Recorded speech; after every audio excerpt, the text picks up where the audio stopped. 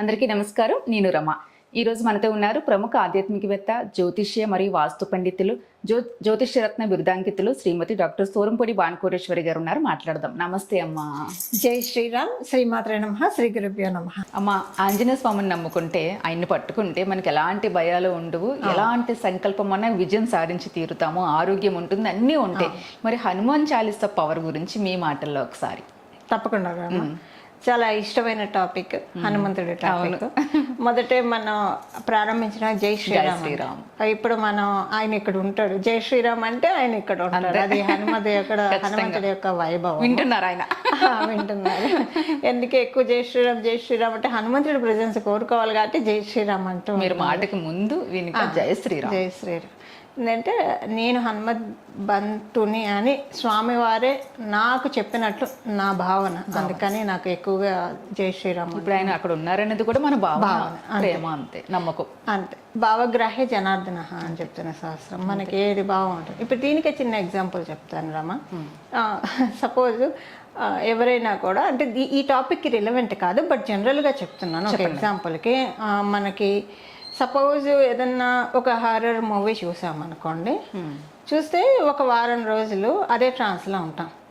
తలుపు చిన్న సౌండ్ అయినా ఎవరో వస్తున్నట్టు అనిపిస్తుంది. బాత్రూమ్కి వెళ్ళాలంటే భయపడతాం. అంటే సహజంగా భయపడేవాళ్ళు కొంతమంది భయపడతారు అలాగా. లేదా బయటికి రాత్రిపూట ఒక్కళ్ళే బాల్కనీలోకి వెళ్ళాలన్నా భయపడతారు ఖచ్చితంగా.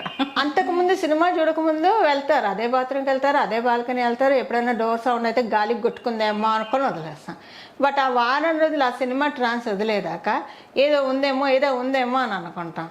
అంటే మన ఒక్కొక్కసారి కోయిన్సిడెన్స్గా మన భావమే అక్కడ నిజం అవ్వచ్చు.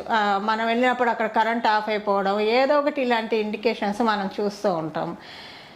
ఇప్పుడు ఈ టాపిక్కి రిలేటెడ్ కాదనుకోండి, మనం ఎప్పుడు ఎక్కువగా దేనితోటి కనెక్ట్ అయి ఉంటామో, దేనితోటి అనుసంధానం అయి ఉంటామో ఎనర్జీస్ మనకు వస్తాయి. దానికోసం చెప్పాను.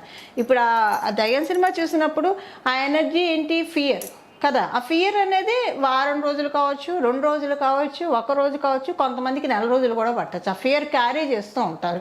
తర్వాత మళ్ళీ జనజీవన స్రవంతిలో కలిసిపోయాక నార్మల్ అయిపోతారు. అంటే అక్కడ ఎనర్జీ ఏంటి? ఫియర్. మనం ఎప్పుడైతే హనుమంతుడిని పట్టుకున్నామో మన ఎనర్జీ ఏముంటుంది? ధైర్యం, కరేజ్ ఉంటుంది. హనుమంతుడు ఎన్ని విజయాన్ని సాధించాడు. లంకకి వెళ్ళి సీతమ్మవారి జాడ కనుక్కొని అక్కడ అమ్మవారికి ముద్రకి ఇచ్చి, అమ్మవారి చూడమని తెచ్చి శ్రీరామచంద్రమూర్తికి ఇచ్చి, వాళ్ళిద్దరినీ కలిపిన ఒక వారధి హనుమంతుడు. రామ బంటు ఆయన. మరి ఆయన్ని తలుచుకుంటే మనకి ఏమొస్తుంది? కార్యదక్షత వస్తుంది. మీరు ఇందాక అన్నారు సంకల్ప బలం, కార్యదక్షత, ఎఫిషియన్సీ మనలో జనరేట్ అవ్వాలంటే కనుక హనుమాన్ చాలీసాని ప్రతిరోజు 3 సార్లు ఎవరైతే పారాయణం చేస్తారో, అండ్ యాక్చువల్గా ఆస్ట్రాలజీ ప్రకారం అయితే నియమబద్ధంగా ప్రతిరోజు 9 సార్లు కనుక ఎవరైతే హనుమాన్ చాలీసాని చదువుకుంటారో ప్రతిరోజు వితౌట్ ఎనీ ఫెయిల్ 27 రోజులు. 27 రోజులు అని ఎందుకు చెప్పాను? మనకున్న నక్షత్రాలు 27 నక్షత్రాలు, మనకున్న రాసులు 12 రాసులు, నవగ్రహాలు 27 నక్షత్రాల్లో రోజుకి ఒక్కొక్క నక్షత్రం చప్పున చేసుకుంటూ వెళ్తే 27 నక్షత్రాలు ఉంటాయి. 27లోనే మనకి 12, 9 కూడా ఉంటాయి. అన్నీ కంప్లీట్ అయిపోతాయి. సో మనకి హనుమాన్ చాలీసా కనుక పట్టుకుంటే కనుక ప్రతిరోజు 9 సార్లు 27 రోజులు కనుక చదివితే, అంటే ఒక్కొక్క గ్రహానికి ఒక్కొక్కసారి అలా చదువుకుంటూ వెళ్తే కనుక 9 సార్లు 27 రోజుల్లో అనుకున్న పనులు సాధ్యం అవుతాయి. పట్టుకొని చూడండి. 27 రోజులు ప్రతిరోజు 9 సార్లు హనుమాన్ చాలీసా చేస్తే ఖచ్చితంగా వాళ్ళు అనుకున్న పనులు అవ్వడము నేను చాలామందికి చేశాను. నేను చెప్పాను, చాలామందికి జరిగాయి కూడా. నేను కూడా చేశాను. మీరు కూడా నేను అసలు ఆ జీవితంలో ఒక దశలో అయితే చాలా క్లిష్టమైన పరిస్థితులు వచ్చినప్పుడు నాకు ఇప్పుడు అంటే ఒక 20 years back, 15 years back 2 times నాకు లైఫ్లో చాలా అంటే అన్కండిషనల్ సిచ్యువేషన్స్ వచ్చినప్పుడు హనుమాన్ చాలీసా హనుమంతుడు వారి గుడికి వెళ్ళేదాన్ని. నేను గుడికి వెళ్ళి పొద్దున పూట, అది కూడా 5ంటికి వెళ్ళేదాన్ని. వెళ్ళి అక్కడ హనుమాన్ చాలీసా ప్రతిరోజు 41 సార్లు చదివేదాన్ని గుళ్ళోనే కూర్చొని. అక్కడ పూజారులు కూడా అనేవాళ్ళు, మీరు అంత 3 గంటలు పట్టేది ఫాస్ట్గా చదివేస్తున్నారు. అలా ప్రతిరోజు 41 ప్రదక్షిణాలు, 41 సార్లు చదువుకోవడము, 41 రోజులు చేశాను. ఆ సమస్య నుంచి బయటపడేశాడు అంతే స్వామివారు. ఇది నేను ఎక్స్పీరియన్స్ అయ్యింది ప్రాక్టికల్గా. ఎలాంటి సమస్య అయినా అవ్వచ్చు కాక. ఇంకొకళ్ళు ఇది నేను వాళ్ళ పేర్లు చెప్పను. ఒక అమ్మాయి ఉండేది, కాలేజ్ గోయింగ్ అమ్మాయి. ఇప్పుడు నేను వాళ్ళ జాతకం చెప్తూ ఉన్నప్పుడు మిమ్మల్ని ఒకళ్ళు హరాస్ చేశారు, లైఫ్లో భయంకరంగా హరాస్ చేశారు, ఇంకా ఇప్పటికీ జరుగుతూ ఉంది, అవునా కాదా అని కరెక్ట్గా చెప్పారమ్మా, అందుకే నేను కన్సల్టేషన్కి వచ్చాను అందుతాను. అప్పుడు తను చెప్పిన విషయం ఏంటంటే, కాలేజీలో ఉన్నప్పుడు ఒక అబ్బాయిని ఇష్టపడింది, అతనికి బాగా పలుకుబడి అదే ఉంది. ఫస్ట్ తిని ఇష్టపడింది, అతను ఇష్టపడ్డాడు. ఆ తర్వాత వాళ్ళ ట్రావెల్ ఒక 2-3 months అయ్యాక అతనిలో విపరీతమైన పొజిటివ్నెస్, డామినేషన్, వాళ్ళ ఇంట్లో అంటే ఇంకా కాలేజీలో ఉంటారు కదా, వాళ్ళ ఫ్యామిలీలో కూడా ఆడవాళ్ళకి అసలు రెస్పెక్ట్ లేదు. అలా కొంచెం కొన్ని రకాలుగా చెప్పింది తను, అన్నీ నేను చెప్పాను. బట్ అది జరిగిన అక్కడి నుంచి బయటపడటం తనకి చాలా కష్టమైపోయింది. కష్టమైపోయినప్పుడు నేను ఈ రెమెడీ చెప్పాను.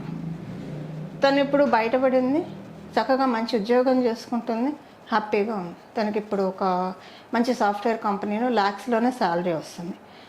ఇప్పుడు చక్కగా ఉంది, చాలా హ్యాపీగా ఉంది. ఇంకొక ఇన్సిడెంట్, ఒక ఆమె గవర్నమెంట్ ఎంప్లాయీ. ఆమె గవర్నమెంట్ అయినా కూడా కష్టాలు ఉంటాయి చూడండి. ఆమె చుట్టూ ఉన్న పై అధికారులు ఎవరైతే ఉన్నారో ఆమె చేత అన్ని పనులు చేయించుకొని, వాళ్ళు చేయాల్సిన పనులు కూడా ఆమె చేత చేయించుకొని ఒక బందీగానే అయిపోయింది.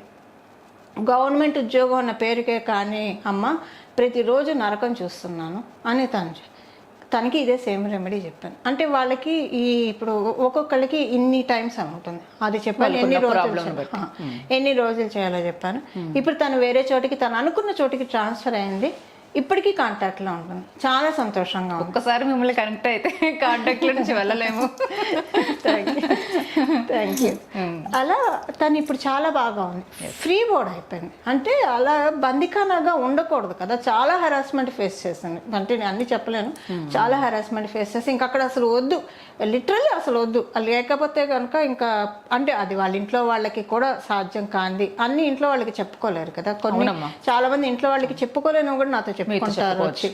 సో అలాగా బయటపడ్డారు. ఎందుకు చెప్తున్నారంటే, మీరు హనుమాన్ చాలీసా టాపిక్ కరెక్ట్గా తీసుకున్నారు. హనుమాన్ చాలీసా తోటి ఎంతటి గడ్డు కాలం నుంచి అయినా ఈజీగా మనం తప్పించుకోవచ్చు, ఈజీగా. హనుమంతుడు కూడా గురుస్వరూపుడు కదా, అందుకే కదా మనకి జయ హనుమాన జ్ఞానగుణ సాగర జయ కపీస తిహలోక ఉజాగర అని మనం చదువుకున్నప్పుడు శ్రీ గురుచరణ సరోజ అని మన గురుచరణం అని మనకి స్టార్ట్ అవుతుంది. ఆయన గురుతుల్యులు, మనకున్న కష్టాల నుంచి మనల్ని ఈజీగా బయటికి పడేసాడు. సంజీవిని పర్వతం తెచ్చి లక్ష్మణ్ని బతికించిన ఆయన రాముడికి సీతమ్మ వారికి మధ్యలో ఒక బ్రిడ్జిగా నిలిచి రామాయణానికి సన్నానకర్త ఆయన. హనుమంతుని పట్టుకుంటే మనకి రామాయణం ఎక్కడ లేదు. మనకేంటంటే హనుమంతుడిని మనం ఎప్పుడైతే స్మరిస్తూ ఉంటాం, రామచంద్రమూర్తి అనుగ్రహం కలుగుతుంది. రాముడిని స్మరిస్తే హనుమంతుడు అనుగ్రహం కలుగుతుంది. ఇద్దరిని స్మరిస్తే ఇద్దరు అనుగ్రహం కలుగుతుంది. సో మనకి హనుమాన్ చాలీసా కూడా అంతే కదా. తులసీదాస్ వారు హనుమాన్ చాలీసా రచించడానికి కారణం ఏంటంటే, ఆయన కాశీ క్షేత్రంలో రామాయణం ప్రవచనం చేస్తున్నప్పుడు అందరూ వచ్చి వెళ్తూ ఉంటే ఈయన మరి ఆయన నిష్ఠాపరుడు కదా, నిష్ఠాగరుషుడు కాబట్టి ప్రతిరోజు ఆయన అర్ఘ్యప్రదానం చేస్తూ ఉంటారు. అర్ఘ్యప్రదానం చేస్తున్నప్పుడు మర్రి చెట్టు త్వరలో నీళ్లు పోస్తున్నప్పుడు ఒక బ్రహ్మ రాక్షసుడు ఆయన ఉన్న స్థలానికి చాలా దూరంలో ఆయన ఉండేవాళ్ళు, అక్కడే అర్ఘ్యప్రదానం చేస్తాడు. కింద పడితే ఈయనకి దివ్య దృష్టిని కాబట్టి చూడగలిగాడు. ఎవరు నువ్వు, ఎందుకు ఇక్కడ ఉన్నావు అని అడుగుతాడు. అడిగితే ఆయన చెప్తాడు, ఆయనకి కొంచెం పూర్వజన్మ జ్ఞానం ఉంది. బ్రహ్మరాక్షసత్వం ఆయన చేసిన పాపాల వల్ల వచ్చింది. దాని నుంచి బయటపడటానికి మీరు చెప్తున్న రామాయణం విందామని రోజు వద్దామని ప్రయత్నిస్తున్నాను, కానీ నేను రాలేకపోతున్నాను వినడానికి. అంటే ఎందుకు రాలేకపోతున్నావు అన్నది, మీరు చెప్పే చోట హనుమంతుడు వచ్చి కూర్చుంటున్నాడు, అందుకని నేను రాలేకపోతున్నాను. హనుమంతుడు వస్తున్నాడు, ఎక్కడ నాకు కనిపించట్లేదు అని.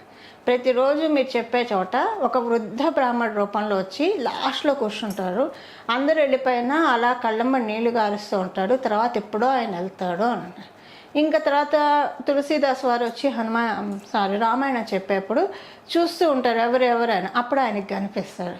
అందరూ వెళ్ళాక హనుమంతుల వారు ఏడుస్తుంటే ఆయన పాదాల మీద పడతారు. నన్ను కరుణించడానికి వచ్చావా స్వామి అని చెప్పి అడిగినప్పుడు స్వామివారి ప్రసన్నుడై ఆయనందు బాగా చెప్తున్నావు, ఇలానే కంటిన్యూ చేయని చెప్పినప్పుడు అప్పుడు ఆయన తులసీదాస్ వారు కృతజ్ఞతతోటి హనుమాన్ చాలీసా రచిస్తాడు. ఆయనకి జరిగిన ఆ అనుభవమే హనుమాన్ చాలీసాలో పెడతాడు.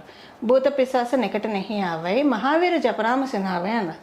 ఎందుకు రాస్తారు? ఇప్పుడు బ్రహ్మ రాక్షసు అక్కడెక్కడో ఉంది, ఇక్కడ హనుమంతుడు ఉన్నాడు. భూత పిశాసాలు మన దగ్గరికి రావు హనుమంతుడిని స్మరిస్తా అని చెప్పి ఆయన ప్రాక్టికల్గా ఎక్స్పీరియన్స్ అయింది హనుమాన్ చాలీసాలో పొందుపరిచారు. అంటే హనుమంతుడు వారి అనుజ్ఞతోటి రచించినది, హనుమంతుడిని ఎక్స్పీరియన్స్ అనుభూతి చెందుతూ రచించిన దివ్య అమృతం తుల్యమైన చాలీసా హనుమాన్ చాలీసా అని చెప్పడంలో ఏ మాత్రం సందేహం లేదు రమ్మ. అవునమ్మా, ఎంత రెస్పెక్ట్తో మనము చెప్పుకున్నామో నిజంగా. ఇలా అంటే మీ నోటి ద్వారా ఇలా వినడం కూడా నిజంగా ఒక అదృష్టమే. ఆ సందర్భం భగవంతుడే కల్పించాడేమో నిజంగా. మీరు హనుమాన్ చాలీసా అడగడము అవి హనుమత్ సంకల్పము ఇవాళ ఇలాగా ఎవరైతే విన్నారో వాళ్ళందరికీ హనుమత్ సంకల్పం. ఆయన మించిన భక్తుడు లేరు, ఆయనకి మించిన గురువు లేరు. చాలా చక్కగా చెప్పారమ్మా. ప్రతి పదం కూడా నిజంగా అద్భుతం. ఆయన గురించి చాలా బాగా చెప్పారు. నమస్తే అమ్మా. మంగళం. నమో భగవతే వాసుదేవాయ. జై శ్రీరామ్.